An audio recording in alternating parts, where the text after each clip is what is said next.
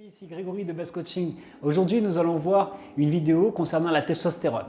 Alors, je vous explique tout ce qui est booster de testostérone naturel. Donc, vous avez en fait pas mal de choses intéressantes sur les boosters de testostérone. Par exemple, vous avez tout ce qui est les choux de Bruxelles. Donc, c'est des aliments qui boostent naturellement la testostérone. Donc, choux de Bruxelles, les douches froides également. Très bon les douches froides pour la testostérone. Également, vous avez tout ce qui est aussi mouvement de base. Par exemple, développé couché, traction, squat, tout ce qui est mouvement de base, soulevé de terre. Ça, c'est des mouvements qui vont vraiment booster la testostérone. Les aliments aussi comme le zinc, le magnésium, très bon aussi pour justement booster la testostérone. Le sauna, c'est très bon aussi. Tout ce qui est le jeûne intermittent aussi également. Tout ce qui est jeûne intermittent, c'est-à-dire par exemple de ne pas manger pendant 16 heures. Comme je l'ai dit, vous mangez par exemple à 8 heures et ensuite vous arrêtez de manger jusqu'à midi. Ça vous fait un jeûne de 16 heures et en fait c'est très bon, ça vous stimule la testostérone naturelle.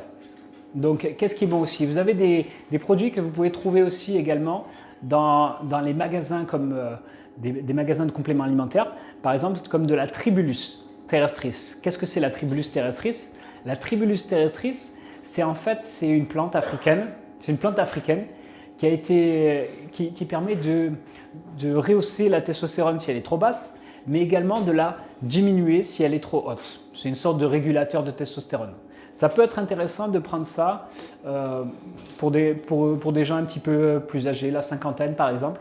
Ça peut leur mettre un petit coup de boost et ça peut être sympa. Donc les tractions, très important. Très important les tractions. J'en profite pour vous montrer le décor aussi, qui est très joli. Je tourne cette vidéo dans l'association à mon ami. Donc j'en profite, regardez la jolie statue de la liberté. Je ne sais pas si vous voyez de là, hop, dans son association. Pas mal. J'avais trouvé ce décor très joli pour la vidéo. Ça fait un petit peu New York, quoi. Donc assez sympa. Et donc voilà, tout ce qui est stimulateur de testostérone, naturel bien sûr, peut être intéressant à utiliser. Donc ça vous donne un petit peu plus de force. Et au niveau de la synthèse des protéines, quand vous avez plus de testostérone, ça va vous donner une meilleure synthèse des protéines. Très important, la testostérone dans la musculation pour vous permettre de synthétiser plus de protéines et de travailler un petit peu plus vos muscles. Après, vous avez aussi également tout ce qui est sprint également, qui est très stimulateur de testostérone. Tout ce qui est le sprint, tout ce qui est des mouvements comme de l'haltérophilie par exemple, à puissance maximale. Tous les exercices un peu de puissance maximale, vous avez la possibilité de travailler un petit peu plus la testostérone. Qu'est-ce qu'on peut aussi dire là-dessus?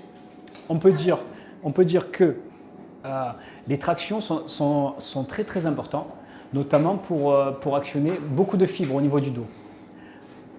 D'ailleurs, je vais vous montrer, installé dans l'association à mon ami, une petite barre de traction qui me permet de travailler mes traction. D'ailleurs, j'ai un assistant qui va venir m'aider et qui va tenir la caméra quelques minutes. Je vais faire une petite séance de traction.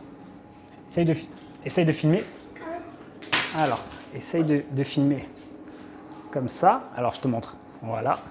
Voilà, bouge pas comme ça. Tu bouges pas? Là, ça a l'air pas mal. Ne bouge pas.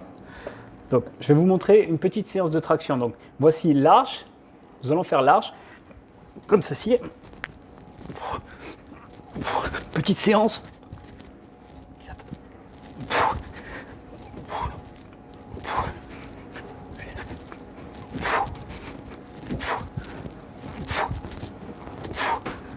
Voilà. On peut faire également serré ou un petit peu plus serré si on veut travailler le dos un peu plus en épaisseur.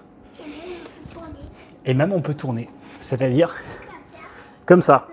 Ça peut être intéressant dans ce sens ou dans l'autre. D'accord? Petite variation de traction. Donc mouvement assez puissant. Schwarzenegger le faisait lui-même.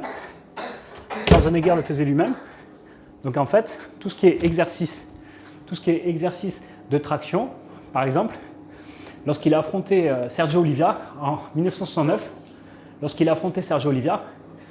fait, Sergio Oliva avait ce grand tablier et cachait ses muscles. Il avait ce grand tablier et en fait, quand il enlevait ce tablier, il montrait son dos énorme. Il avait un dos énorme. Et tout le monde était impressionné, et Schwarzenegger aussi il était impressionné. Et quand il a vu ce dos, il savait qu'il avait perdu. Alors, ce qu'il a fait, il s'est fait ami avec lui. L'année d'après, il s'était fait ami avec Sergio Oliva, et il avait suivi un peu le même entraînement que Sergio Oliva. Et il avait remarqué que Sergio Oliva, il faisait 200 tractions juste avant de commencer l'entraînement. 200 tractions il faisait. Et en fait, Schwarzenegger lui dit ça y est, on a fini l'entraînement du dos. Il a dit non, c'est juste l'échauffement, ça. 200 tractions, c'est juste l'échauffement. Et il a halluciné, il a dit c'est pas possible et tout. Il a halluciné. Et du coup, il a pris cette habitude de commencer l'entraînement. Avant de commencer l'entraînement, il envoie toujours 200 tractions. Juste avant de commencer l'entraînement, il envoie 200 tractions. Et ensuite, je vous montre le décor de New York. Et c'est comme ça qu'il a forgé un magnifique dos épais. Et il a commencé à faire que gagner les Mister Olympia. Il a gagné. Et c'est comme ça qu'il est devenu Mister Olympia 1970, 71, 72, 73, 74 et 75, avec son dos colossal. Ensuite, il est revenu quelques années plus tard, en 1980, après les années de cinéma, et il a préparé sa compétition. Il préparait le Conan le barbare. Et du coup, il s'est représenté à la compétition, il a regagné en 1980. C'était sa dernière compétition de bodybuilding. Donc, tout ça pour vous dire l'importance des mouvements de base, je ne cesse de le répéter, comme les tractions, les squats, les développés couchés, les mouvements de soulevé de terre. Ça permet de travailler énormément de muscles et de fibres musculaires, et notamment booster la testostérone. Donc, dans un premier temps, je conseille vraiment, surtout aux débutants, de faire beaucoup de mouvements de base, ce qu'on appelle les mouvements de base, pour justement booster la testostérone. Donc faire attention à manger tout ce qui est chou de Bruxelles, tout ce qui est dans la famille des choux, c'est très bon pour booster la testostérone et pour synthétiser plus de protéines. Les douches froides sont très bonnes, les douches froides également pour booster la testostérone, mais également les saunas. Les saunas aussi sont très bons aussi pour booster la testostérone. Et qu'est-ce qu'on peut dire aussi en conclusion de tout ça? Ne négligez pas aussi le sprint, tout ce qui est sprint, tout ce qui est mouvement d'haltérophilie, très bon. Crossfit aussi également, c'est très bon. Voilà un peu. Ah, une dernière chose aussi que j'allais oublier. Également, de descendre son niveau de graisse. Parce que l'idéal pour avoir une bonne testostérone, il faut arriver à un niveau de graisse de 10%. Si vous arrivez à un niveau de graisse de 10%, c'est vraiment la formule parfaite pour avoir un niveau de testostérone optimal. Si vous avez trop de graisse, qu'est-ce qui va se passer? Vous n'allez pas avoir de la testostérone d'une manière optimale. Donc ça va être la galère. Donc trop mince également. Si vous êtes trop maigre, ça va être très difficile de maintenir un bon niveau de testostérone. Pourquoi? Parce que justement, c'est les lipides qui permettent de booster la testostérone. Comme par exemple, tout ce qui est huile d'olive, huile de colza, c'est très bon pour la testostérone, tout ce qui est huile d'olive. Par exemple, le jaune d'œuf, c'est également très bon pour la testostérone, le jaune d'œuf. Donc voilà un petit peu ce que je voulais dire un peu sur les niveaux de testostérone naturelle pour booster un petit peu sa testostérone. J'espère que la vidéo vous a plu. Les amis, n'hésitez pas à vous inscrire, à mettre un pouce bleu en bas de la vidéo et à vous abonner à la vidéo. Voilà un petit peu.